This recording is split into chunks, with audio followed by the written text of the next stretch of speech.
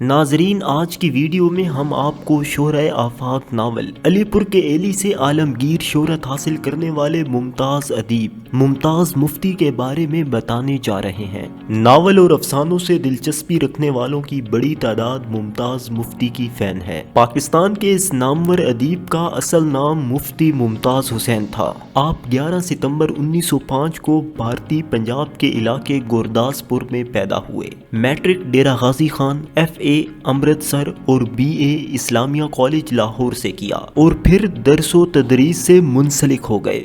ممتاز مفتی جب school teacher تھے تب ہی انہوں نے اردو کی مختصر کہانیاں لکھنا شروع کر دیں۔ مفتی جوانی میں ایک لبرل اور مذہب سے بیگانے شخص کی حیثیت سے مشہور تھے۔ پاکستان کے معروف دانشور اشفاق احمد ان کے قریبی دوست تھے۔ ان کے مطابق ممتاز مفتی تقسیم ہند سے پہلے اکثر سویڈن کے کئی غیر معروف ادیبوں کے ناول پڑھتے۔ ابتدا میں آزاد خیال اور تقسیم ہند کے انتہائی مخالف تھے، لیکن بعد میں انتہائی محب وطن پاکستانی اور اسلام پسند کے طور پر جانے گئے۔ ان کی ذات میں یہ تبدیلی قدرت اللہ شہاب سے تعلق قائم ہونے کے بعد پیش آئی۔ ممتاز مفتی 1932 سے 1945 تک بطور معلم خدمات دیتے رہے۔ آل انڈیا ریڈیو سے بھی منسلک رہے۔ بمبئی میں فلم انڈسٹری میں ملازمت کی۔ 1951 میں حکومت پاکستان کی انفارمیشن سروس سے وابستہ رہے اور مختلف عہدوں پر فائز رہ کر 1962 میں ملازمت سے سبکدوش ہوئے۔ گو کہ ان کی شخصیت پر قدرت اللہ شہاب کی عادات، اطوار اور نظریات اثر انداز ہوئے، لیکن پھر بھی وہ بے حیثیت ادیب اپنی یگانگت اور اچھوتے پن کو برقرار رکھنے میں کامیاب رہے۔ ممتاز مفتی ایک کامیاب افسانہ نگار اور ناول نگار تھے۔ انہوں نے کئی کامیاب سفر نامے بھی لکھے اور خاکہ نگاری میں بھی نام کمایا۔ ان کا پہلا افسانہ جھکی جھکی آنکھیں ادبی دنیا لاہور میں شائع ہوا اور وہ مفتی ممتاز حسین سے ممتاز مفتی بن گئے۔ ان کے کئی افسانوی مجموعے شائع ہوئے، جن میں انکہی، گہما گہمی، چپ، روغنی پتلے اور سمے کا بندھن شامل ہیں۔ علی پور کا ایلی اور الکھ نگری سوانحی ناول میں شمار ہوتے ہیں۔ لبیک اور ہند یاترا جیسے سفر نامے بھی تحریر کیے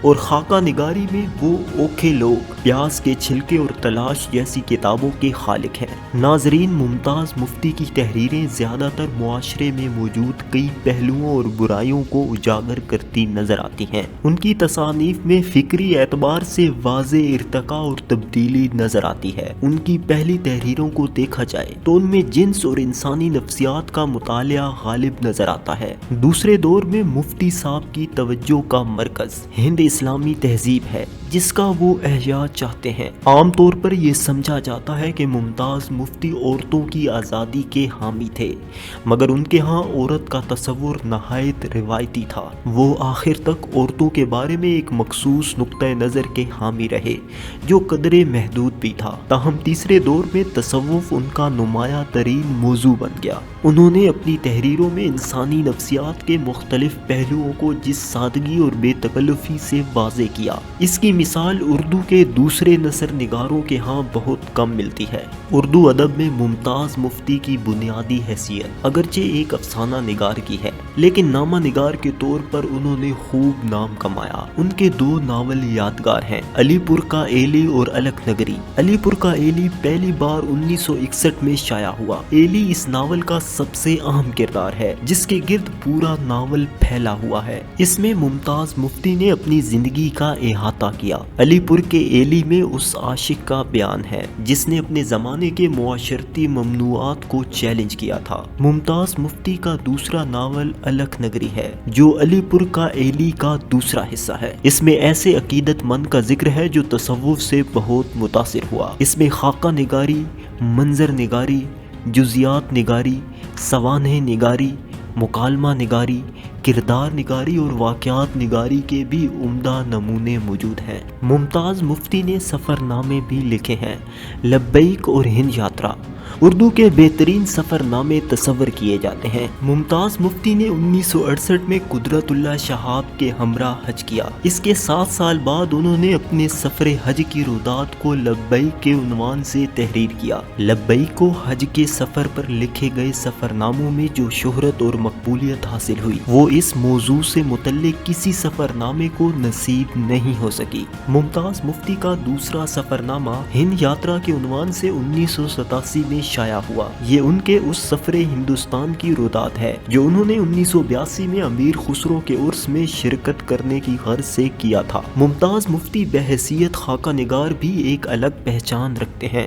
ان کے خاکوں کے 4 مجموعے شائع ہوئے ہیں جن میں انہوں نے زیادہ تر ادیبوں اور شاعروں کو اپنے خاکوں کا موضوع بنایا ہے۔ انہوں نے جن لوگوں کے خاکے لکھے ہیں ان میں زیادہ تر وہ لوگ شامل ہیں جو نہ صرف ادب سے وابستگی کی بنا پر ان کے حلقہ احباب میں شمار ہوتے ہیں بلکہ ان میں سے اکثر ان کے رفیق کار ہیں جو نجی زندگی کے نشیب و فراز میں ان کے ساتھ کھڑے رہے۔ ممتاز مفتی نے ڈرامہ نگاری میں بھی اپنے فن کے جوہر دکھائے اور ریڈیو سے وابستگی کے دوران کئی ڈرامے لکھے۔ ناظرین، ممتاز مفتی ایک نامور ادیب تھے۔ ان کی محفل میں ایک خاتون بیٹھتی تھی جو ان پر پی ایچ ڈی کرنا چاہتی تھی لیکن یونیورسٹی سے اجازت نہیں مل رہی تھی۔ یونیورسٹی والے کہتے تھے ممتاز مفتی کی وفات کے بعد ان پر پی ایچ ڈی کی اجازت ملے گی۔ ایک دن ممتاز مفتی نے مسکرا کر خاتون سے کہا، یونیورسٹی والوں سے کہہ دو کہ مفتی کو مارنے کی کوشش کر رہی ہوں، جلد ہی رخصت ہو جائے گا۔ وہ خاتون ڈاکٹر نجیبہ عارف تھی جنہوں نے ممتاز مفتی پر پی ایچ ڈی کا مقالہ 2003 میں مکمل کیا جو ممتاز مفتی کے فکری ارتقاء کے نام سے شائع ہوا۔ ممتاز مفتی کو ان کی ادبی خدمات کے اعتراف میں ستارہ امتیاز اور منشی پریم چند ایوارڈ جیسے اعزازات سے نوازا گیا۔ ممتاز مفتی نے 27 اکتوبر 1995 کو 91 برس کی عمر میں اسلام آباد میں وفات پائی۔ ان کے نام پر ملتان میں ایک سڑک بھی ہے جبکہ پاکستان پوسٹ آفس نے ان کے اعزاز میں ڈاک ٹکٹ جاری کیا۔ ادب کی دنیا میں وہ آج بھی زندہ ہے۔ ناظرین، مشاہیر پاکستان سلسلے کا ہمارا مقصد نئی نسل کو ان عظیم لوگوں سے متعارف کروانا ہے جنہوں نے اپنے فن سے خود کو پوری دنیا میں منوایا اور پاکستان کا نام روشن کیا۔ شاید انہی میں سے ایک کہانی ہمارے نوجوانوں کے لیے انسپائریشن بن جائے اور وہ بھی اپنے پیشن سے اپنا اور ملک پاکستان کا نام روشن کر دیں۔ اس ویڈیو کو لائک کریں، اپنے دوستوں کے ساتھ شیئر کریں اور اسی طرح کی مزید ویڈیوز کو دیکھنے کے لیے ہمارے چینل کتاب سنو کو سبسکرائب کریں۔